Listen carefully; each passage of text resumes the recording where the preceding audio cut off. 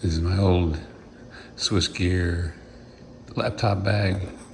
The model here is called Potomac, and you can find the model in this middle compartment here. There's a little sewn-in label, the Potomac, and there you got the SKU number, which if you use that number, I think you can look up parts. I wasn't any luck, didn't have any luck in doing that. But flipping the bag around.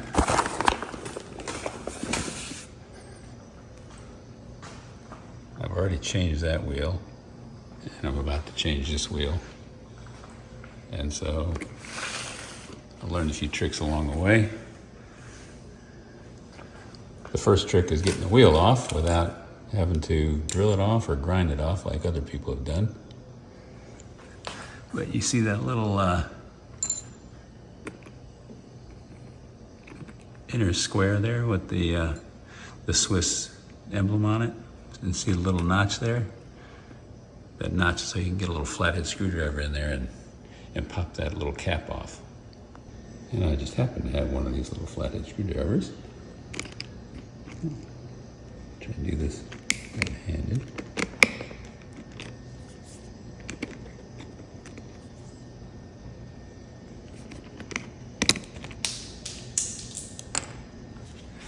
And then you see inside there is a hex nut bolt, and that turns out to be a 6mm hex nut. I'm sorry, 3mm hex nut.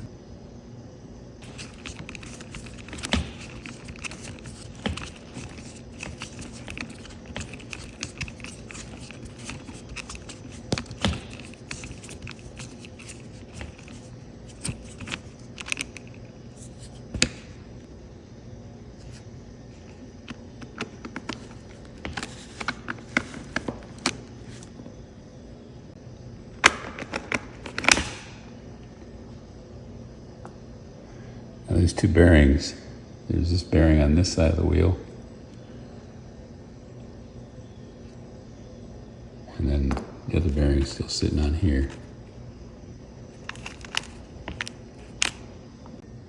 Now it's time to go on the inside of the laptop and take out 3 screws to get access to the back of this wheel, because we're going to pop out this little stem, let it come back a little bit, and then take off this bearing and the spacer for this bearing.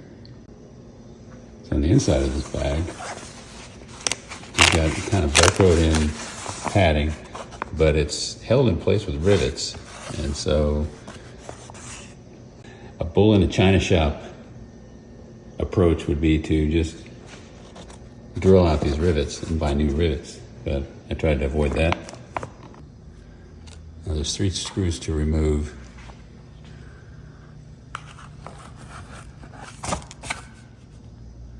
There's 1 screw right down there. There's 1 screw. Let's see. There's 1 screw right there, and then the last screw is right under there.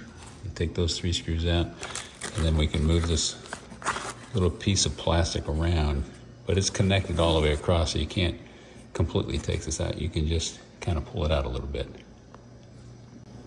All right, we've got these 3 screws removed, and then you can kind of pull this piece out just a little bit, enough to get your hand or finger underneath.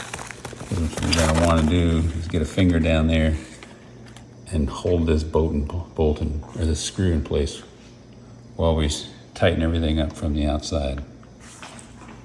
Back in here. Now to get this axle out, it's going to have to go out inside the bag. And so it's a little bit tight right now, just from years of rolling this thing around. So I'm just going to use an awl to kind of knock it out. All right, I've forced the axle all the way inside the bag. This part is kind of wedged in there, but I can get that out with a screwdriver. Turn this off and try that.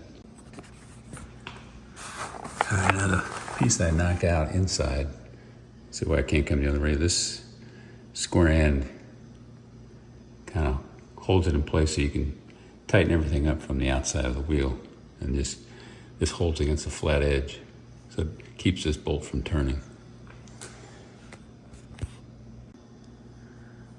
All right, basically just screw in and work it up to a certain point. I can't really do it with one hand, holding the camera with the other hand. But I got that up there with the screwdriver a little bit, and then I can just grab onto it.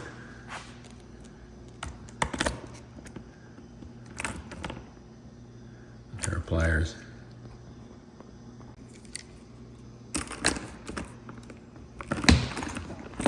Kind of work it out and it just comes out.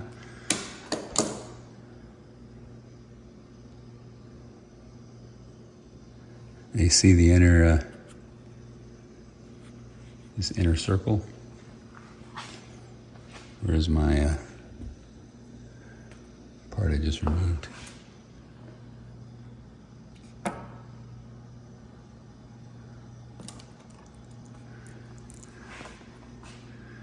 All right. This part right here, which sets down in this well, basically the fix with what I was able to buy on Amazon is to fill that well with washers. So I bought a whole bunch of, let's see, what size washers were these? These are 6mm washers, and they fit almost perfectly inside there. And here's the trickiest part of the whole job. This new axle and this end of the axle, which has a hex nut head on the end, is going to be inside the bag. So the trick is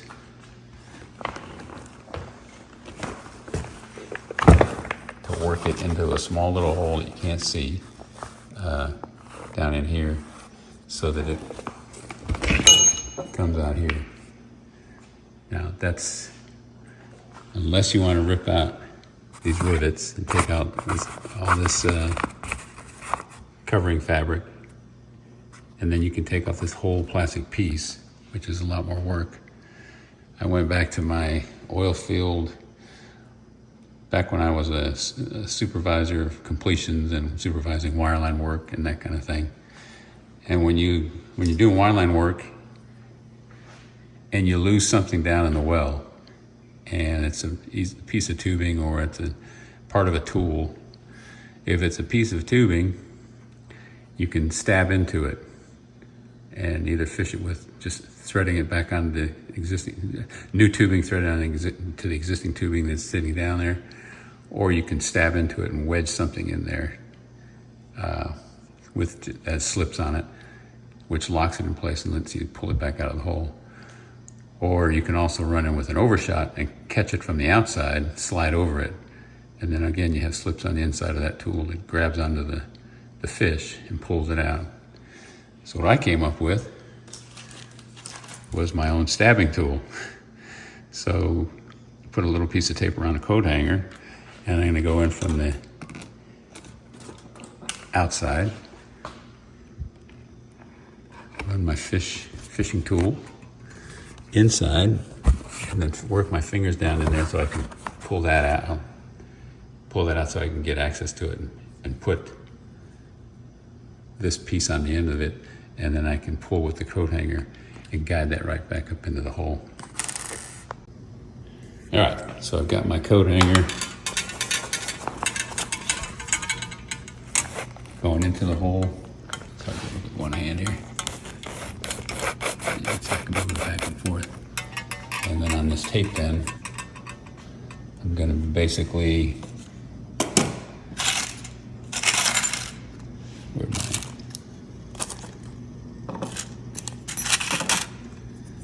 I'm putting one washer on the end,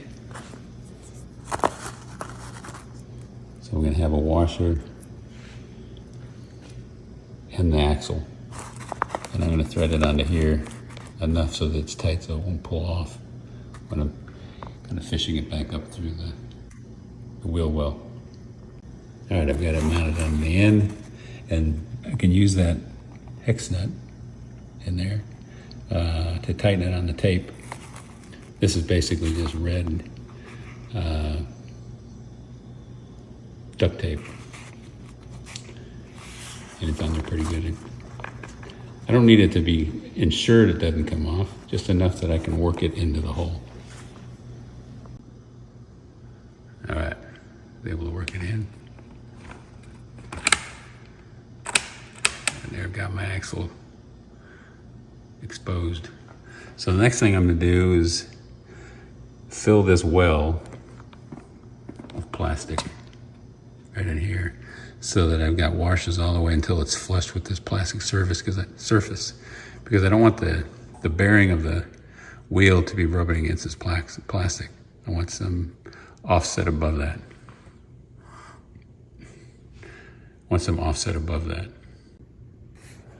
All right, I've got the wheel mounted, and you can see, let's see if I get the pointer. Okay, this is part of the bearing housing. This is actually another size washer I bought, which is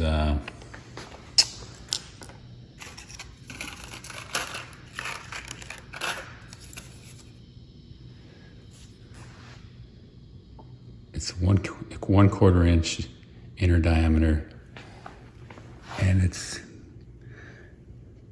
large enough so that it's bigger than the diameter of that plastic well that the old bearing used to slide right into. And then right behind that is the last washer stuck in the wheel well. And I think I used 4 or 5 other washers to fill up that space in the plastic well. And basically did the same thing over here. Now what you lose is the original wheels had a nice decorative cap on here so you didn't see any bolts. And I didn't find any way, because you can't buy these replacement wheels apparently, to do that with these type of wheels. By the way, I bought these wheels off of Amazon. These are 64 millimeter diameter wheels by 24 millimeters in width. I think that's 24 millimeters width of the wheel itself, but the length of the entire bearing assembly from this point over to this point is longer than that. And the 2 wheels I bought came with 2 different length axles. I ended up using the shorter length axles. And that seems to work out just fine. So I would start out with, if you have this bag, use the shorter length axles, and I'll add the link on Amazon, which part I bought. But anyway, 3 days of ordering stuff back and forth on Amazon, but actual time to actually do the work, probably, if you do it once, it might take you an hour, but the third time you do it, you're probably gonna do the whole thing in 5 or 10 minutes.